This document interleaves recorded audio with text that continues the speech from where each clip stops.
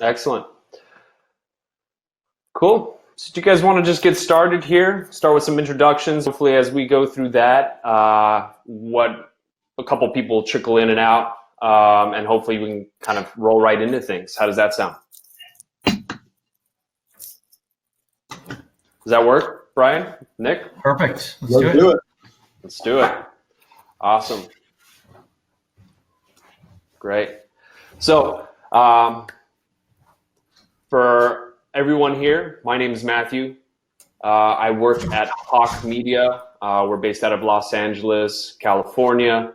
I'm the creative director here at Hawk Media, and my team focuses on branding, web design, and photo and video production.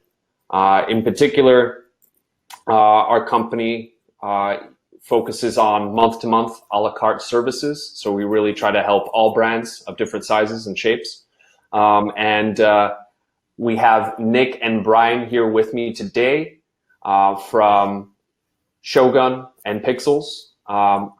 Nick and I connected a couple months ago, and we thought it'd be nice to get together and start this series, hopefully, of webinars that we can focus in on helping our clients get the most out of their websites. And in particular, Brian joined us shortly after that with Nick's assistance, and we looped him in, and we think he'll be a great asset, especially when it comes to e-commerce. So I'll let them kind of introduce themselves. We can kind of do a little roundtable, maybe talk about our companies a second, and then jump right in. How does that sound? Yeah, sounds perfect. Nick, you want to kick it off here? Yeah, go for it. Yeah. Hey, everyone. Nick, I'm one of the co-founders of Shogun. We make powerful page building and A/B testing software that's seamlessly integrated into Shopify, BigCommerce, Salesforce Commerce Cloud, and now Magento. And so companies use our software to build out the front end of their website codelessly. We also work with a lot of agencies who use our software to also, build out their client projects. And we actually we're a fully distributed team, so we're doing the remote thing, and we operate in 16 different countries. So we got folks all around the globe. Yeah, glad to be joining you today. Very cool. Thanks, Nick. Brian Guidry here, guys. Also, definitely onto the remote team. I'm calling in from Spain right now, hence the dusk behind me going on. Anyways, I've been in retail for about 20 years. Started at brands like Nordstrom's and Mango.com and Toad & Co. Actually jumped ship. I'm on the vendor side now, so I've been a partner at Pixels.com for almost 7.5 years. Pixels is an on-demand image editing and retouching platform. We've been basically helping retailers optimize images for e-commerce for years. We've processed over 50 million images to date, so we've got a ton of data on what works and what does not work. So definitely looking forward to the webinar today and happy to dive in, and feel free to reach out with any questions. I also hope this isn't a monologue, so if anybody wants to jump in with some questions on the side, I think we can stop and take some questions ad hoc here as well. Perfect. Yeah.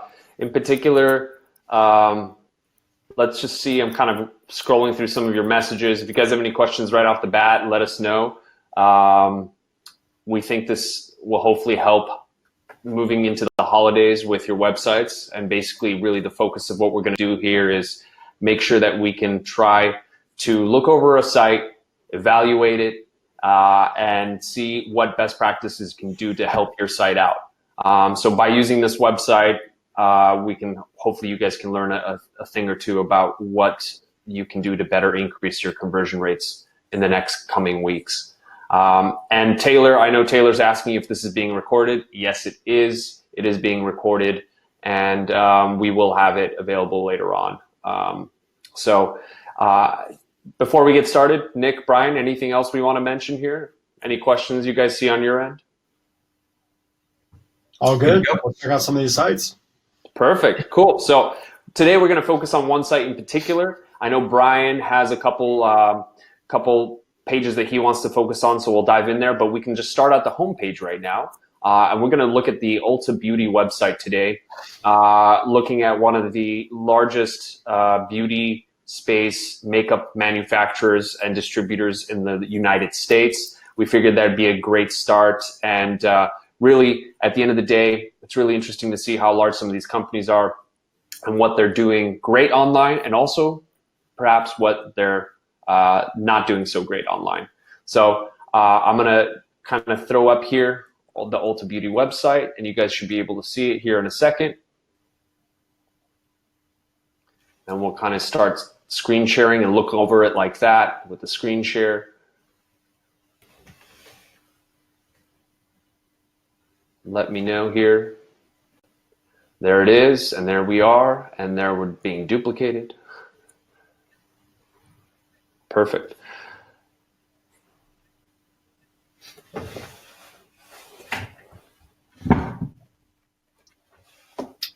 Load time. Yeah. Right off the bat, making it easy for us here. There we go. Yeah, cool.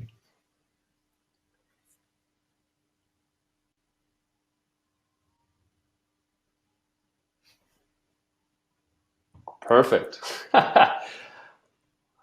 So Ulta's loading a little slow. Should be here in a second. But what I'll do is I will kind of go and take us through this really quickly. And then Brian and Nick and all of us will kind of do a roundtable style where we'll make comments and we'll kind of go from there. And hopefully while we're doing that, you guys can provide us with some feedback and some thoughts there as well. Cool. Right, I guess one comment right off the bat, I'm actually pretty surprised by the load time. So these guys are built on Oracle Commerce as their back end, but it looks like they're actually using MoveWeb for their front end, which is from what I understand, a progressive web application content management system. So technically this site should load pretty fast, or at least once it's loaded, it should be pretty seamless. I haven't poked around too much with Move websites that, use JavaScript for the front end instead of HTML. But yeah, initially right off the bat, I'm definitely surprised by that load time. Yep. Makes sense. Yeah, I think that's definitely going to affect their conversion rate. We got to get these. What we highly recommend is websites load within 2 to 3 seconds. Good tools to check your websites are GTmetrix and, of course, Google PageSpeed. Those are one of many applications that can be used.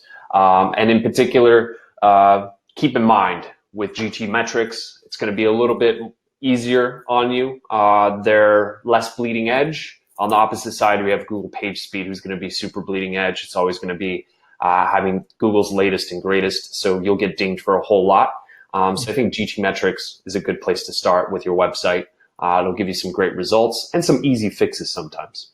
But as we move through here, what we can see is that they have an interesting navigation, and I wanted to touch upon that. Their left bar navigation here seems to take up a lot of the window width. There's a lot going on there. There's a lot of options. And usually we tend to say that 5 or 6 options is enough for the human brain to really kind of have enough to think about. So I think they could switch up that navigation, make it more traditional, bring it to the top. And also it would enable them to maximize the width of their content. What do you guys think? Brian? Yeah, I actually, on the desktop version, I was more concerned with actually the mouse over of the menu, which also has some pretty clunky animation going on. And yeah, I think that for me was actually just kind of detracting from the overall aesthetic, just right away. I don't know if you want to, if you can see that on this page here, but I think it opens up some broader navigation issues that I saw. But yeah, I agree. I mean, I think, being able to free up that space, especially on a homepage to really highlight some of the, the product imagery and even a lot of the collection imagery that we're seeing here, I think would definitely help the homepage. Nick, any thoughts? Yeah, I mean, my first reaction is it's way too busy. You have like a lot going on in the top third of this page. I'd be really interested to hear like what their user research teams had, discovered in terms of intent when somebody lands on the homepage. What's the first thing that they want them to do? What's the first thing that the user wants to do? But yeah, my gut reaction is that it's way too busy. What does that menu look like when it's crushed, like on a mobile view? Like, how are they? Sure. Yeah, that's one thing I'd be curious about. Let's see what's going on here. It definitely, from what we reviewed earlier, it definitely isn't going to be as in-depth either. So let's see, we'll throw it into mobile view here. This is an iPad, but let's go 6, 7, 8 plus, just so we have a little bit more room here. And pull this down and make this 100%.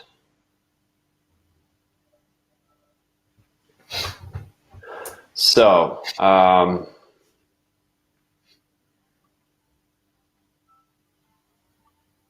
okay. And then is it still, so are they, and then let's see how that menu looks. I guess it just takes over. Just takes over, and then you can actually, it seems like you'll be able to scroll down it. Doesn't seem like my mouse is reacting. Oh, there it goes. So then, of course, if we click out, it'll exit. But as we hit that menu at the top left, and then let's say we drill down into makeup, it takes us to a deeper menu here. So definitely not the easiest for mobile either, especially since they're not using the full screen width here either. Well, let's just say we drill down one more to face. That takes us even deeper, say foundation, and that'll finally take us to the page. So that was about 4 clicks. I feel like this is very complex. It's, it's pushing the user to like consider text-based options. Usually when people are shopping, like they're like hyper visual. They're mostly like looking for, images, stuff like that. I think that driving them into like a deep text-based type of search, I don't know. I would rely heavily on like a really robust search function and probably push them into a visual form of product discovery as opposed to having them try to use such a big menu. Yeah, I agree. Let's see here. Seem to have lost my window here. Let me no worries. Reset this really quick.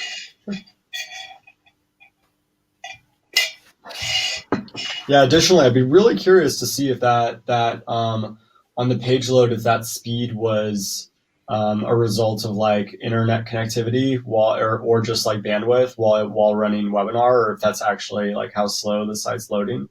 I have to imagine that it's the former, just based on how big they are and based on what their tech stack is. To go a little bit off of what you were talking about earlier, which is like the page speed score that Google produces. We get this a lot at Shogun just because people ask us like all the time. They're like, oh, is Shogun affecting my page speed? Which we don't. We're not in the load path. Everything's actually just served up by the platform. So we don't even, we're not even a factor in there. But as a result, we take a look at a lot of e-commerce page speed scores. And by default, page speed scores are low in e-com just because the content is always so image heavy, right? I mean, there's much more than that, but it's like that's a constant thing. Like I would say that the average page score that I see, even for good e-commerce websites, is around 20, right? The only time that I'm ever seeing anything higher, like up in like the 40s or 50s, is either if they're using a super stripped down theme, where you've had a dev come in and just really streamline the theme to optimize for page speed. Or if they've got a front end that's completely JavaScript based. So if they're using a PWA, either from a provider or hiring an agency to build it bespoke in JavaScript, those are the only times that I see like really, really fast page load scores on Google. So yeah, so for folks that are rushing to go check their site speed on Google, I would just say go in there with an open mind, understand that as long as like you're around 20, you're probably in the same class as most other e-commerce websites. I would say like if you're hitting something below 10, that's when it's probably a good time to like do a thorough audit to see what is causing that slowdown. Yeah, I think that's a great reminder that e-commerce inherently has a lot going on in the background, and depending on how many apps you're running in a Shopify build or integrations you're running throughout a lot of the e-commerce platforms, your speed and your score will be affected. Nick and Brian, do you guys see any questions we want to kind of address at this point? I see a couple here. One question in particular is regarding their product lineup. I think that's right. To some extent, they have a large product lineup, but that should not complicate the user experience and make it difficult to navigate. Any thoughts there, gentlemen? Yeah, I mean, I think that with stores that have a ton of SKUs, it presents an interesting challenge of like, how do you create a simple way for the visitor to explore the depth of what you offer, while still not, making it burdensome.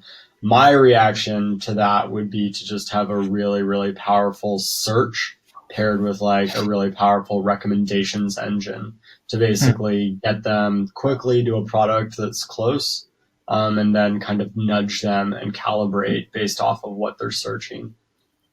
So similar to what Amazon does, right? I think that in a lot of ways, like even though they're kind of the anti-e-commerce company in some ways, that they've got some cool lessons learned, with really strong search and recommendation stuff. Yeah, Right. I agree. No, I agree as well, Nick. I think that's just the thing for me as well is, obviously I would imagine they've got a big user testing team going at it every day, but I'd just be interested to know why they're opting for this left sidebar menu as opposed to putting something up top. But Yeah, we're making it a little fun. Like, I would have to go check out like Adidas.com again, or some of these examples of like, as you kind of have a menu and it drops you onto a collection very quickly. And then from there, you get these sub filters for like filter based on color, filter based on material, filter based on this or that. It's more of an interactive experience as opposed to like, you're just going to go 3 or 4 layers deep into a text-based menu. Yeah, I see Mike is asking here, what if you use videos or slider banners? Do they affect site speed? I'll field that question really quickly and hand it off to Nick. I'm going to say yes on both, but also B, sliders are a big no-no in terms of conversion. For most studies, 98 to 99% of sliders are ineffective. The reason being is people don't often get a chance or have the time to actually see the content that slides over, so they miss it as they scroll down. So you're better off having one hero image with one call to action and value proposition statement, rather than trying to break that up by having things slide by, because more than likely that person would have scrolled down by then. So they're missing some of that call to action. And so that's been shown widely throughout that it actually will have a negative effect on conversion.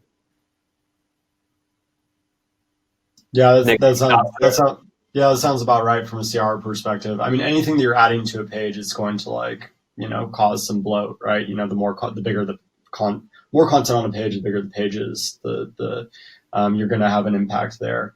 But yeah, and it obviously depends on how much content you're sticking in the slider. So the technical answer is like, yeah, anything you're adding to a page does it. It's just like, what's the value of that element? What's the value of that component? And yeah, it sounds like there's been some studies that show that, it's not leading to higher conversion. So probably some phased out. Yeah, and then Diana here says that it's too busy and it can give the impression of a flea market rather than a higher end store, which is interesting thought. But in comparison to looking at some of the competitors, I do agree with you, Diana. Maybe not a flea market, but it definitely less than less than luxurious. In particular, my team looked at it and we thought it was inexpensive. So that when we look at something like Sephora or other websites and take in that homepage, it definitely looks like it's a little bit more on the higher end. That's not to say that the product's more expensive or not, but it definitely has a certain type of visual feedback from us. But in addition to that, it, I think, has a hard time reaching those multiple audiences. Many people still shop at different type of outlets or stores because of the brand, and here it's kind of lost upon us. So that was a great point here. I'm going to running through some of these questions as we kind of move forward. And let's see here. I think just on that note as well, Matthew, like, Yeah. you know, the homepage and kind of this, kind of more of a cheap look. I feel like a lot of the imagery that they created for the homepage was definitely created for mobile in mind. And like the experience on mobile, I feel like just from aesthetics is generally better than when you're like getting these are literally, they feel like banner ads on their own homepage. A lot of these, the images that they're putting out there. And it feels like, you know, it's better suited for a mobile experience. And so that was my perception just going through both sites on desktop. I just felt like the desktop, I mean, I think it seems like they're building this entire thing mobile first with mobile users in mind. And it when we get into product description pages as well, we'll see it looks like a lot of the features on the desktop are an afterthought, like to pretty basic navigation issues and things like that that are bubbling up. So I think it's just, it looks like there's a very strong focus on let's make sure this is super dialed in on mobile first. And hey, if it doesn't look 100% dialed in on desktop, like, so be it. So that's kind of the gist I'm getting here. Yeah, I agree. I think that might be kind of what's going on with their focus is really spread apart, and they didn't dial in the desktop as well. I think in particular, when we looked at it, and we can kind of go back to the page here really quickly, we can scan through it one more time. But when we looked at the pages, you'll see that in the home page, there's a lot of categories in there, a lot going on in terms of the categories. And so there isn't really distinctions, like you said, between the banners and the various product categories, which seem to be very stacked right on top of each other heavily. Some reason my tab closed here, but as we look down a little bit further here, you'll notice that they have these great hero images with potential celebrities and partnerships that do not get highlighted enough. And I think, Webinar Jam definitely causes a little lag here, sucking up some of that bandwidth. Let's see here.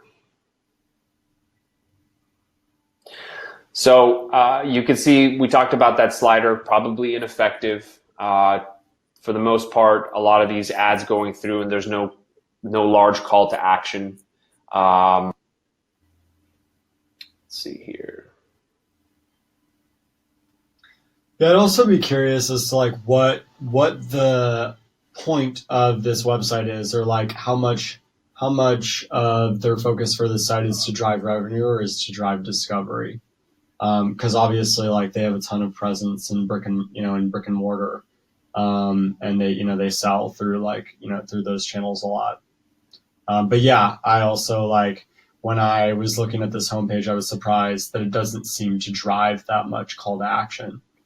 I think that by default, when I'm looking at like best in breed e-commerce sites now, and if you look at like the new wave of direct to consumer sites that are doing really well, they have a lot of similar components, right? They're relatively minimal. They drive focus on like a key set of products, and they focus on like really, really high quality imagery, and these really simple, obvious, minimal user flows that basically drive you right to checkout. That is not at all the vibe that I get when I hit the homepage of the site. To me, this feels more like a discovery site than like a let's drive you to transaction type of site. Yeah, I think when we look at the hero image, especially here, I think you guys should be able to see it now. It's the shop now isn't the call to action itself isn't very clear. It's just a light border with the shop now CTA. And even when we click through some of this stuff, you can see right below that call to action, you have these, like Brian mentioned, almost these banners that look like ads versus actually being call outs for specific products. And Brian, I know really you guys focus on how these images are edited and put together. Any thoughts there? Well, we are 100% focused in on product imagery, so we don't do a lot of ad creative. I think I would imagine there's a lot of people on your team that are saying that, but yeah, I mean, I definitely have some comments on what images, like the mains and some of the alts that they have on their product description pages. I think overall, like the main images that they're showcasing, they're professional, they're polished, look good on mobile. I think we can get into some of the other variants that they're showing. I think they're doing a fairly good job of letting users kind of see products in context, things like that. Yeah, I mean, I think they're trying to check the boxes. So I think they're doing a decent job, but definitely some room for improvement. Perfect. Well, I'm going to scroll down this homepage and then we can move into a PDP page. I did want to point out what we mentioned a little bit earlier here. On the fourth slider, we have this Breast Cancer Research Foundation hero image, which we probably wouldn't have seen if we had not clicked through these manually. And if we had scrolled down, we would have missed this. I think this is a great example of what they could be highlighting at the top of the hero image to bring this the awareness together with perhaps a campaign or a partnership that they're running. And so this would have been missed content if it wasn't for us clicking through that slider. Great. And as we scroll down, you can see that they have a lot of categories here featured. What's new? Give some lip. It's interesting and creative. I think that is something that they're doing really well. Is some of their copy content is very creative. But as we look down, we just see this kind of grid of products, and there's no real brand awareness being created as to why we should shop Ulta Beauty or what makes it unique. And then when we get to beauty services, instead of looking like something experiential, perhaps more of an event type of product, this looks again like an advertisement. Do you agree, Brian and Nick? What do you guys think here? Yeah, I think just in general, it's a different. If you can scroll down a little bit, there's a couple that are hiding behind our video thumbnails here. But yeah, I think it's they're showing a lot of product. There we go. They're mixing a lot of product bundles with individual products and things like that, which, for the homepage, I guess, again, I think to Nick's point, it feels very much of a discovery kind of let's go in here and poke around. Definitely not, a consistent browsing experience, which we would normally find like on a page like this. The more consistent we have the product imagery on either a homepage or even a category page, like, the lower your bounce rate is going to be, the more time people are going to hang on the site. So I think the more noise you throw at people, right, it's the more you're actually pushing them back. So I think that's one of their major downfalls here is kind of the lack of consistency. Maybe we are going to drive some discovery right away, but I would be concerned with, just so much noise going on that we're actually going to not be creating the best possible experience here. Yeah. I think that Dave just Sure. put a comment in. And I think that he nailed it, which is that, again, like, this is like a collection of brands. I think that, like, again, the way that they have this built, this is more of like a discovery site. My guess is that their main focus is brick and mortar. We have a lot of comments about we have several comments about if we are going to show a site that gets it right. So I don't know if we want to deviate after a while, but yeah, or talk about the things that this site gets right. So perhaps what we could do is, Brian, if you can, perhaps, I know you wanted to jump into PDP. Brian will kind of take the lead there. Brian, if you want to pull up your screen and share maybe your browser and take us through that. I know you had a couple pages in mind.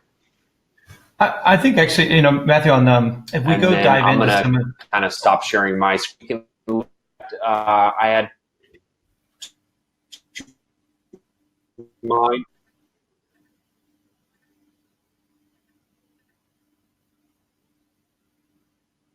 are we still? Can you guys still hear me? Okay. I can. Okay. Did we lose? Yeah. I don't know what happened here. It sounded like Matthew might have froze there for a second.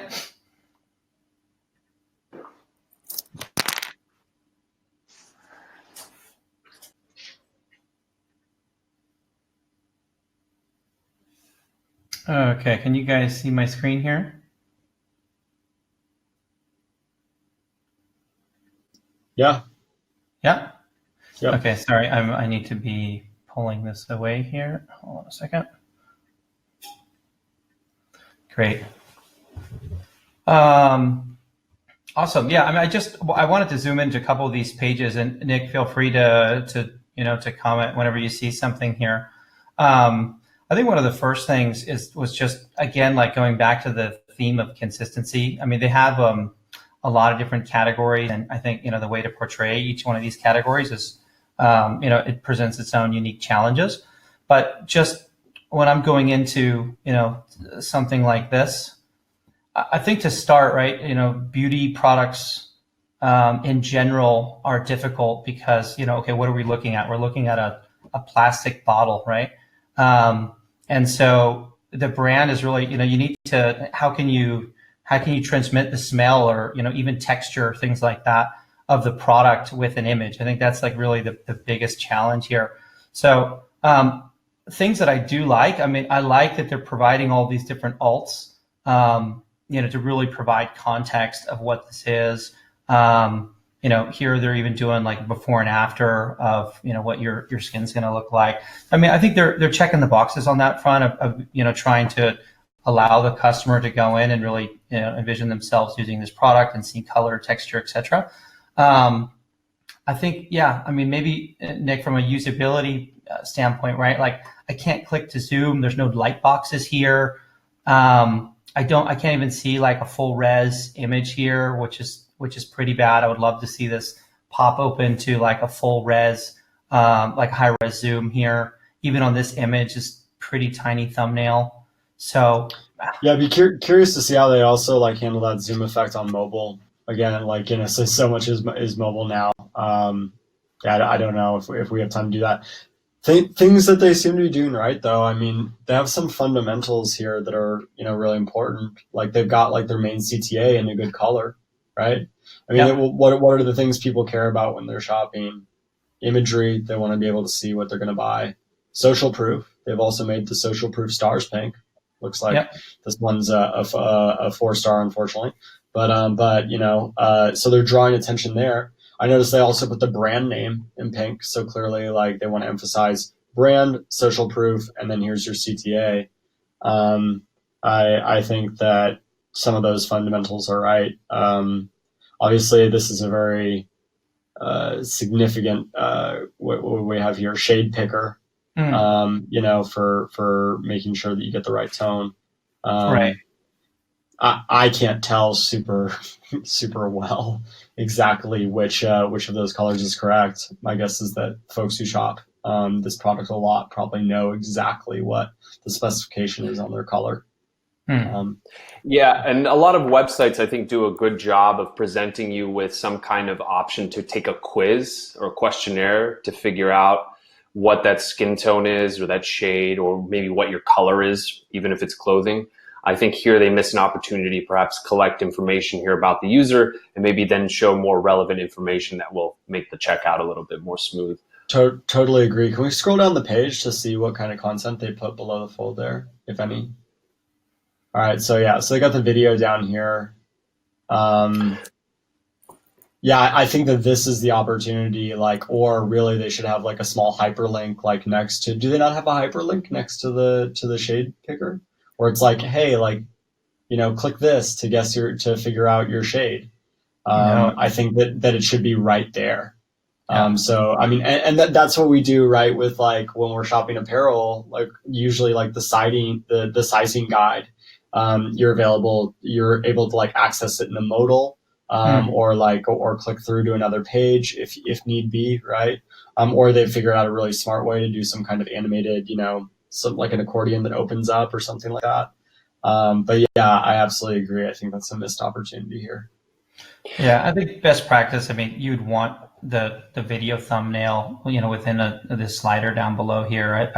At least Definitely. from what we've seen. I think another case, right? I want to be showcasing these images, and now I've got a left nav menu that's just killing all of this. And this is that funky navigation that I was talking about, or the animation here on the rollover. I'm like, okay, you're killing that whole experience right there.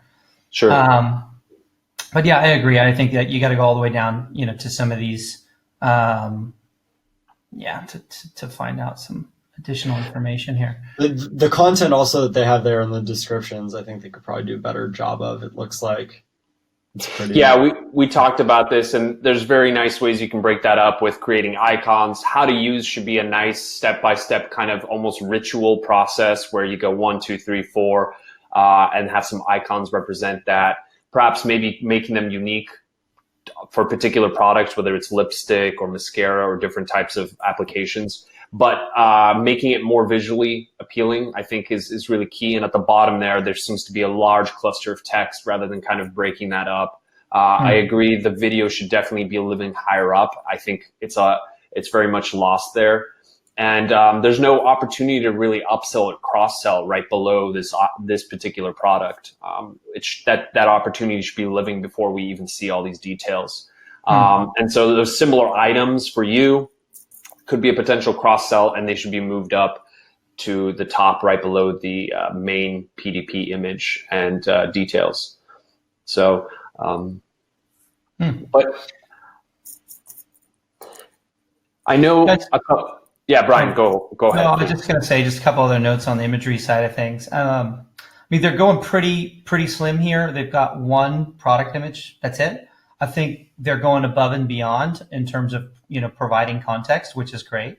I would like to see, maybe something a little bit more stylized, even like some packaging, maybe what does this look like with the top off, some basics, right? Maybe getting a main like this, which I think actually looks great on mobile. But then I would like to see at least, 2 or 3 other product alts. I mean, for something like a bottle, like, we probably don't need 8 different, angles of a bottle. It's fine. It's not like an apparel or something like that. But definitely I think, something else that's giving this a little bit more, of a showcase, right? And then, I mean, I think, not too much else. I mean, I think like in terms of like how they've retouched the image, it's fine. White background, I'm not seeing a photographer in the glare or anything like that. So I think pretty good. I mean, I do think, doing before and afters, it's a little bit tricky. I know, there's companies like CVS that have like a beauty mark, right? They're actually, they're showing what is the real, like, we're not retouching this at all. This is actually just having the product applied. I think super important that, they're actually using imagery like this to build trust, right? And, they're not showing like, a retouched model here with perfect skin. They're trying to showcase like a authentic before and after. I like that. I would like to see these bigger. I would like to see, I'd like to see some zoom, like a higher res zoom going on. Just they're 80% on the in context here. Sure. Yeah, I think that makes sense. I think also just the fact that image is so small and to the left there, instead of taking up that full space, there's a really nice opportunity there to kind of get a better understanding of how that looks like if it was a full width there and going up against the actual content on the right. I know, Brian, you had one more page you wanted to show us. I think after that, perhaps we can move on to perhaps we can show some people what a good website looks like. I know we did some explorations on Sephora. Sephora is a good source of how you can quickly drill down and filter down products. So maybe perhaps we can visit that in a moment and showcase and kind of pull a couple great things out. I do see that Sebastian asked a little bit ago recommendations on pop-ups.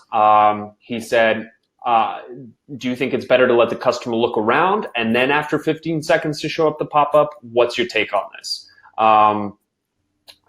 Nick, any thoughts?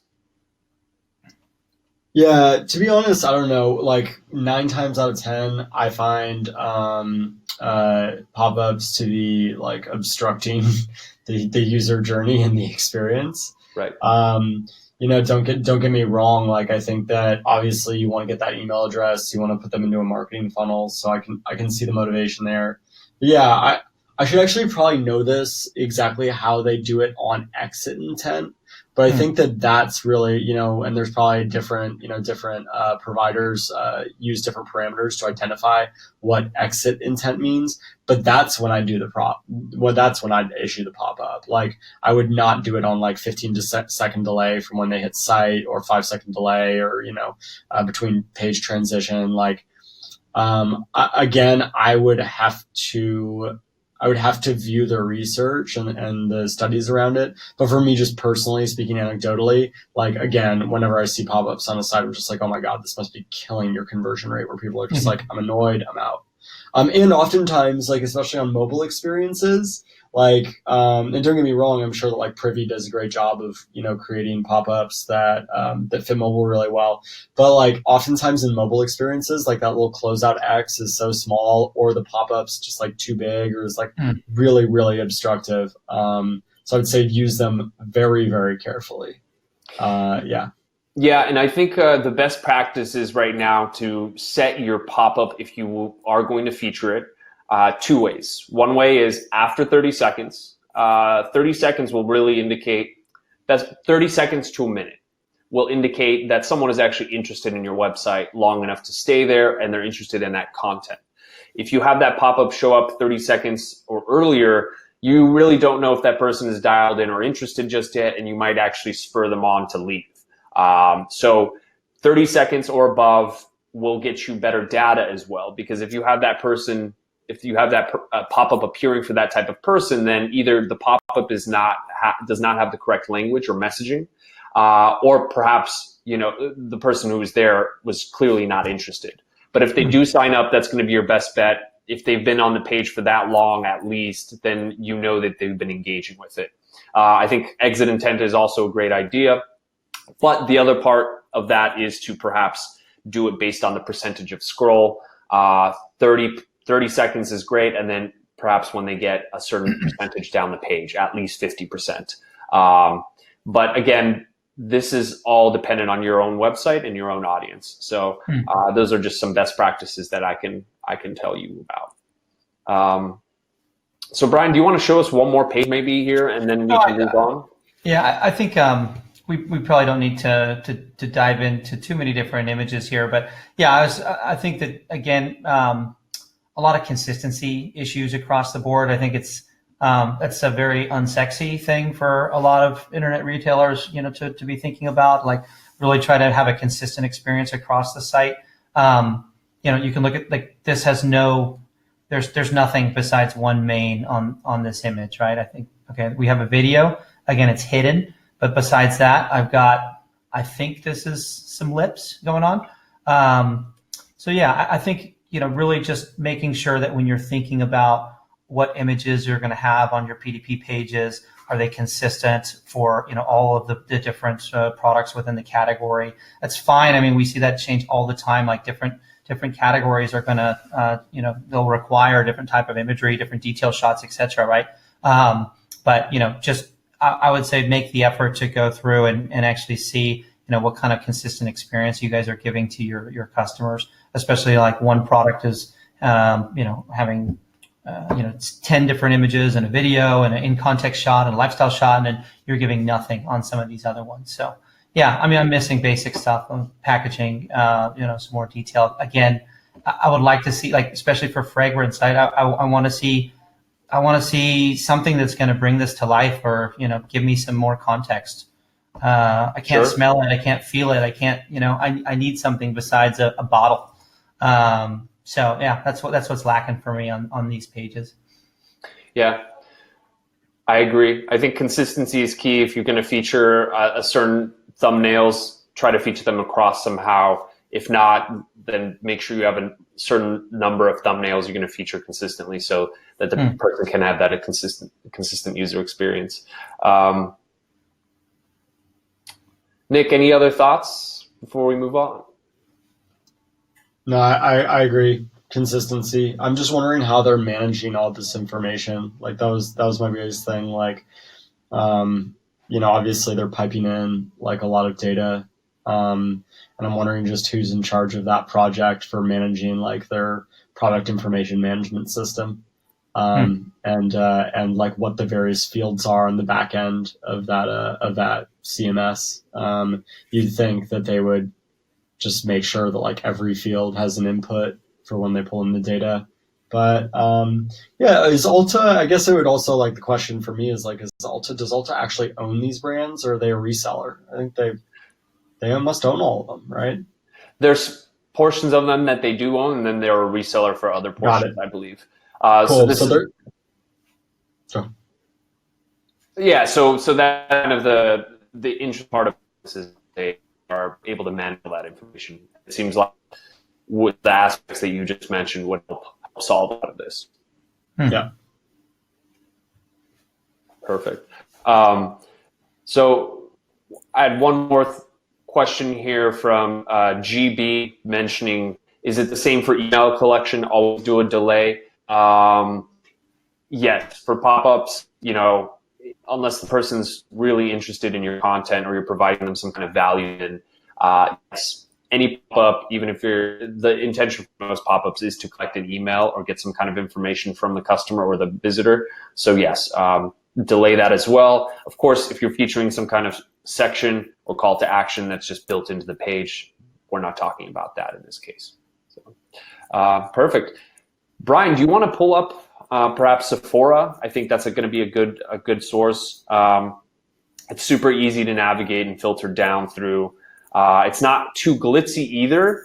I think which is part of what we discussed with Ulta is that it was, again, someone had mentioned it just feels inexpensive. But I think Sephora kind of has a good balance there. It's not too luxurious feeling. It still does the same thing where they carry multiple brands and they have to fashion consistency throughout all their presentation, but they do it in a different way.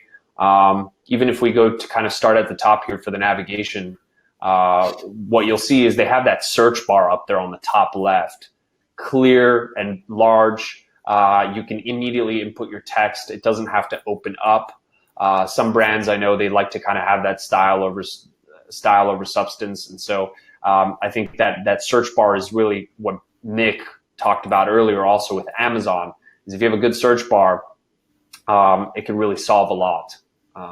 So perhaps Brian, you can type in for us, sensitive, for instance, for sensitive skin. Let's see what happens here.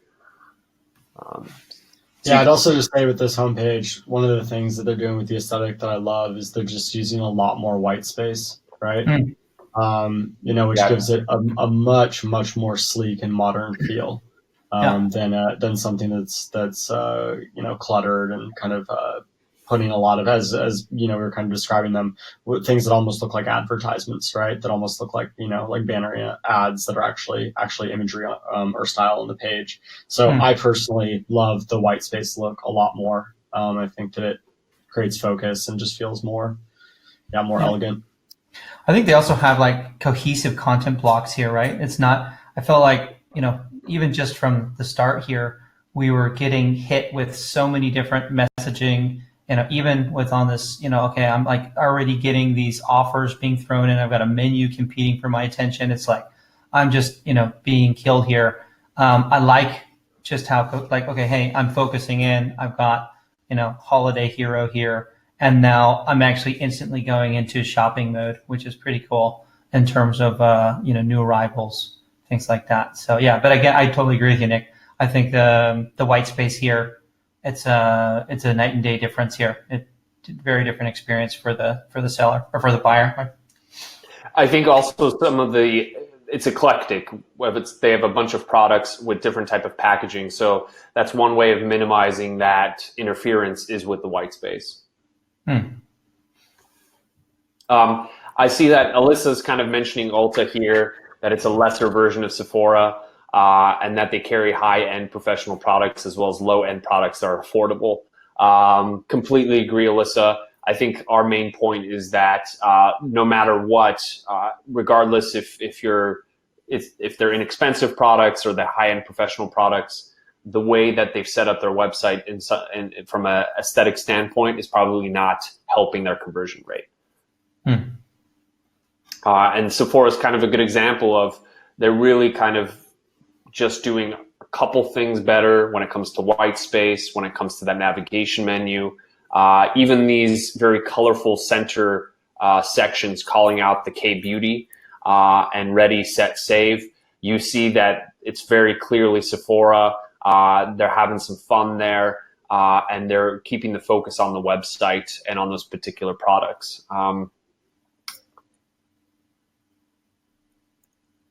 I realize we're almost at the top of the hour. Yeah.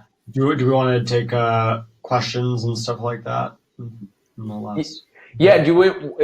Brian, do you want to quickly just navigate to the PDP just so we can kind of leave it there and have that on screen and then take some questions? And any category in particular that you guys want to look at? I think going to maybe some makeup instead of this hairspray, so we can kind of get a comparison to maybe some of the stuff we were looking at on Ulta would be nice. Yeah, anything. Yeah.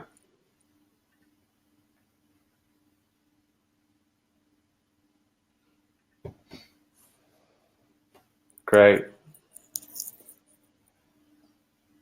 Perfect.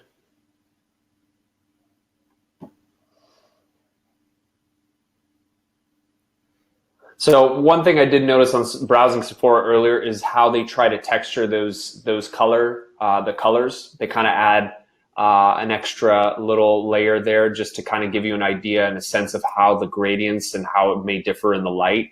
I think that's a great touch. On the Ulta site, they were flat, so that kind of helps someone kind of look at it a little bit differently.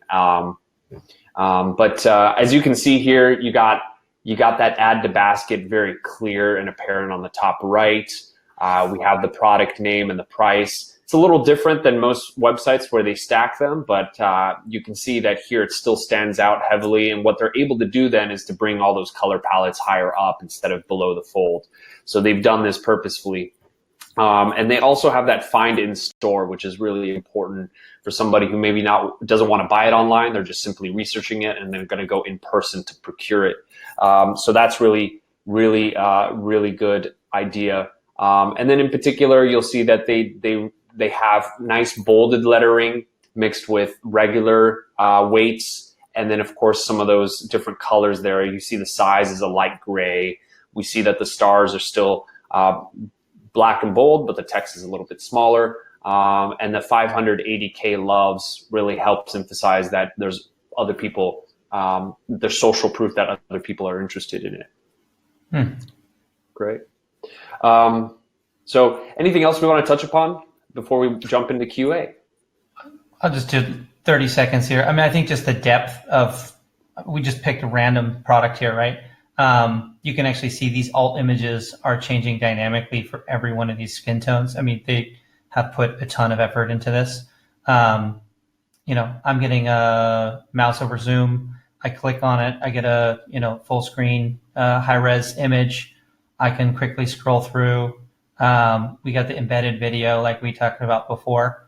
I think even look at this. This is okay. So even I'm mousing over on the alt images and it's automatically changing the images displaying. I think it's just overall, it's a much more polished experience for the shopper. And you can tell just the amount of effort that they put into, customizing this page. So it's very cool. I agree. Nick, any final thoughts? No, I think a lot of those are really good points. And again, like just as it might seem like a small thing, but over on Alta, like they stuck that video way further down the page. If that was of any import, doing it embedded inside of like the slider, which is how it's done again, like on Amazon and a lot of these really good sites. Like I think that that's the best practice. So yeah, I'd say just better best practices all around here with Sephora. Awesome. So we'll dive right into questions. I know we have a couple here. I have a couple here that I've scrolled through, and we can go through and then answer. But I wanted to address some of them. Please, at this point, if you guys have any questions, please submit them into the chat box here. We'll definitely try to get to all of them. If not, I know we're kind of have to wrap up here soon. But before we do that, I quickly wanted to basically say to everybody, thank you for joining us today. I know some of you guys might need to run at this point, so I wanted to thank you all for joining us. And hopefully what this is kind of the start of a series that we'll do. And we really wanted to focus on some of the holiday stuff here. In the future, we'll explore hopefully the checkout process a little bit. I know there was a request for that, so we can kind of go through the checkout and see how things work there and how we can improve areas of that part of the website, but also in general, different verticals. Obviously, we focus on a particular vertical today, but you know, all these things we've mentioned apply to e-commerce across the board, from the consistency to image resizing to the usage of white space, strong call to actions, also, of course, value propositions, some of those pop-up best practices as well as sliders. Those all apply across the board, really. Whatever the brand may be, whatever platform you're on, you'll have a lot of success by doing these things. Nick and Brian, do you guys want to recap with anything really quickly before we jump into QA here? We're good. Great. I've seen this question a few times now, which is like to hear your opinion on top versus left side menus. Yeah, I mean, again, like I would probably want to back this up with more substantial, research that's gone into CRO for this type of thing, for conversion rate optimization. But I see a trend of a lot more top menus, right? And I don't know if that's just a design trend that a lot of companies are starting to follow, or whether it's shown that actually is better for experience because it leads to like less obstruction of the page on web. Yeah, but regardless, though, so much of shopping is mobile, right? Right. And so with mobile, like it's going to probably default to a hamburger menu that's up in a corner, and then it's going to take over your whole page. It's if that makes sense. So like I think that paying attention to considering what the mobile experience is going to be, it's relatively uniform for that type of menu. So yeah, normally what we see in terms of best practices is the top menu. Top menu allows your the focal point when you enter the website to kind of make it clear to someone automatically that this is really the options here. This is where we want to take you. And then after that, your eye, almost like a newspaper, begins to look at that top headline or that top value proposition or call to action. And so the human eye is usually kind of works across a grid from, as you could surmise, from left to right. Then after we get to the right, it bobs right back down to the left across, kind of kitty corner, and then again to the right. So oftentimes you'll see call to actions in certain placements like that in a Z formation. So you'll see maybe some kind of summary or value proposition, then a call to action to the right. And you will see these heavily on landing pages, and that's because that's very conversion focused, making sure that we're trying to capture that information as quick as possible. So several landing pages from even Webinar Jams, some of the Webinar Jams landing pages, to other ones that you'll see that'll be best practice. But that Z formation, if you can put that and make that the focus underneath, if your navigation's on the left, you can kind of see that kind of gets in the way. You'll automatically start hitting that wall every time and seeing a minutia of options. And then mobile, of course, as you guys know, 70-80% of visitors come to your mobile website, and they might purchase on desktop, but they're going to visit that mobile website, and it needs to be good. There's another question that just popped up here from Jean or Jean. do you think video content or photo content is better to focus on in e-commerce? Brian, I think that's a question for you. Yeah, I mean, I think photo content is table stakes, and you got to have it, right? That's your bread and butter. And now it's layering on as much content as you can to really like give that user the context that they need, right? I think we've been seeing that in fashion forever. The Net-a-Porters out there, including video in. But again, like you're looking at beauty today, right? We're looking at a plastic bottle. You need to transmit smell, texture, and experience, right? How are you doing that?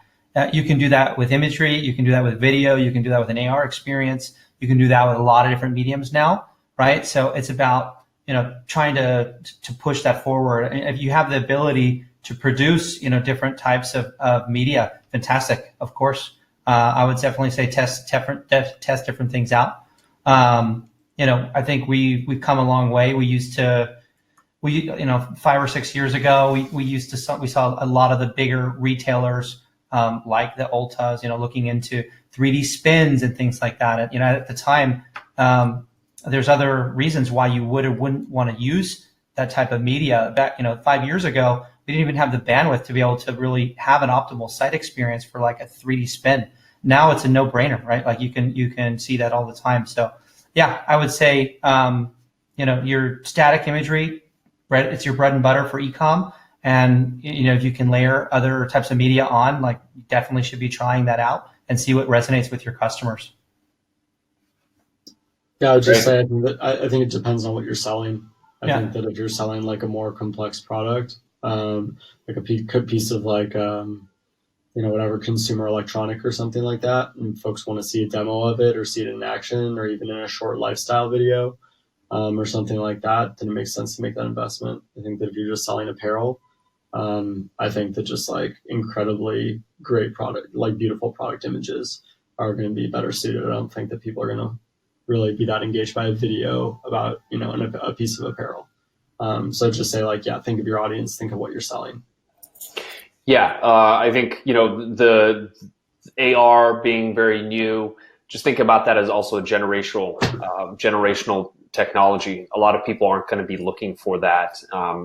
And depending on where the amount of money and what that bracket looks like, is it 45 to 65? Is it 35 to 45?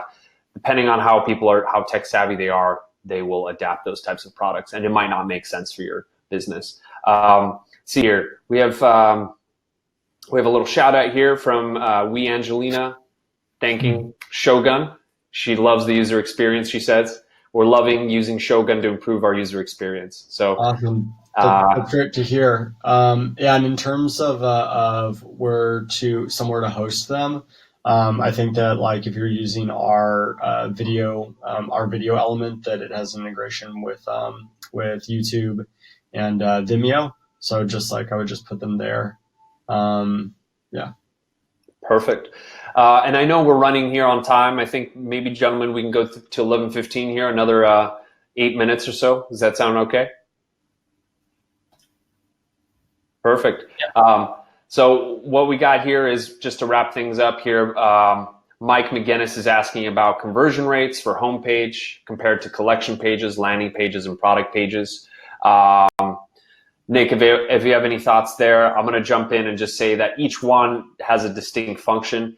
So when we're looking at a landing page, that should be really tailored to that audience and that persona, whoever is hitting that landing page. If you're running a CPC, if you're running any kind of ad campaign, then perhaps think about creating multiple landing pages for different audiences, male, female, maybe different products or that you're tackling, and seeing how each one's kind of performing and testing that, removing the ones that aren't working, keeping the ones that do, and keep optimizing them. So landing pages really inherently should be converting and performing well. I think Shogun's a great tool to do that on different platforms and creating landing pages fairly quickly.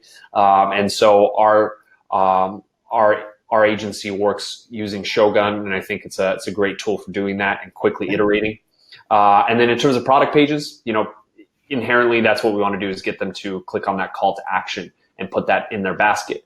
But is your ad really hitting the correct audience for that particular product is the question. You may see low conversion rates because it's not the ad itself is maybe not tailored enough to that audience, or maybe it's the wrong audience that you're trying to target. So think about all those things. Keeping those in line is very very important. Let's see here. Shogun rules. Chris Kilborn says. Thanks, Chris. Chris is biased. We've been working with Chris for a long time. Chris has been building sites in Shogun for years. But thank you, Chris. I appreciate that. Love it. And thank you, Mike. Yeah, in terms of interested in where to direct traffic for cost per click. It depends on where what the platform is, what the user experience is, right? I don't know. I think that if you're obviously there's so many people shopping via Instagram now, right? You have Instagram ads, you got that slider where you show them a couple of images of a product. And in that case, obviously if they, based on what image they're seeing in the slide on that time, you want to have each one of those direct to the individual product, right? If they're all the same product, you just send them to one product page. If they're different products, you send them to the individual product page. But for there, it's don't send them to the landing page. Don't send them to the home page. Don't send them anywhere where they can get lost on their journey. You caught their eye with a very specific product. The least number of clicks, the least amount of friction that you can have through that checkout is what you want to focus on. So I would say spend time thinking about where the user is in the journey and what they have just seen in terms of the ad, right?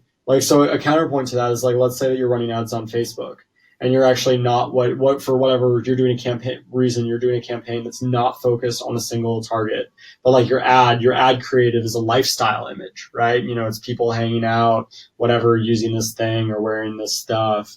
Then it might be more, and you don't exactly know what exactly their intent is, then maybe drop them on if you were running that type of ad creative against a holiday campaign, send them to a landing page specifically, emphasizing that sale, strip out the header so that they don't, wander off into other areas of the site, leave the footer in case they really want to. And, give them the ability to navigate into collections. Collection pages, usually you don't sell from, right? Shogun, you can use it for landing pages, homepage, product page, collection page. You can use it for all those page types. But it's very rare, at least for me, that I see people actually trying to sell products via a collection page. So just think about the journey. What did the user just see before in the flow? And choose your page and choose your page content carefully based on that. I think it comes back to the word consistency. Is if you can show them that same thing as they move into the next step or the next touch point, they're gonna be more positive in terms of moving forward in the journey. So you can also do the same thing applies to email. If you show them an email with a particular image or a particular sale, you want to direct them to that sale landing page or to that particular product and not lose them along the way. And then you're going to get higher conversion rates. Chris had one other question here in terms of performance. Standard product page wins. Why is that? So he's basically saying product pages versus product specific landing pages. Usually the standard product page wins, which we find to be odd. Any ideas on why? I think what Brian just pointed out. What is that campaign targeting, and how and what imagery are you using? What's the call to action that really can reign true throughout? Okay, last question here. I'm going to pick one more out here, and then we're going to wrap things up. Really quickly, I think we had a question about the cart. I think next time around we will focus maybe more on the checkout process and do a little bit more of an investigation into mobile. But in this particular, GB asks, do you recommend to add to cart button be a bright color or a button? So I would recommend it to be a colored button that is distinctly different from everything else on the page, right? If that's your CTA, you want to draw focus there. So when we're looking at Sephora, or maybe it was Ulta, they've got the white background but the hot pink button, or the button that's whatever, not quite hot pink but close to it. Yeah, you want to use that color sparingly because you're using it to isolate focus and get the user to do the CTA that you want them to do. Yeah, should be the brightest, boldest button probably above the fold there. And that applies throughout your site. Using a consistent color helps whoever the visitor is or the potential customer to kind of recognize that as being the next step. It's almost green lighting them each time. So if you have a call to action button also as well on your hero and your slider, having that same consistent color is good. And of course, too many of them can also have negative effects. So really using it in the correct places is key. And then having that same color, perhaps if you're doing lead generation, perhaps, or trying to get someone to move forward in the process throughout your website is very important. So great question, GB. I think that wraps it up for us today. We went a little bit longer. I want to thank Nick from Shogun and Brian from Pixels, and appreciate you guys joining me on this webinar. Hopefully what we're going to do here as a next step is set another one up in the near future. So everybody who's in the room, highly encourage you guys to look out for that topic to come, but it sounds like we might be tackling more of the checkout and mobile and looking at what we can do in terms of quick tweaks and changes there. And then I'll let Brian sign off and then Nick sign off. Any final things, gentlemen? Nope, that's all. Thank you to everyone so much for coming and yeah, spend some time with us. Likewise. Appreciate it, everyone. Thank you guys. See you guys on the next one. Yep. Thanks, everybody. Cheers. Bye-bye.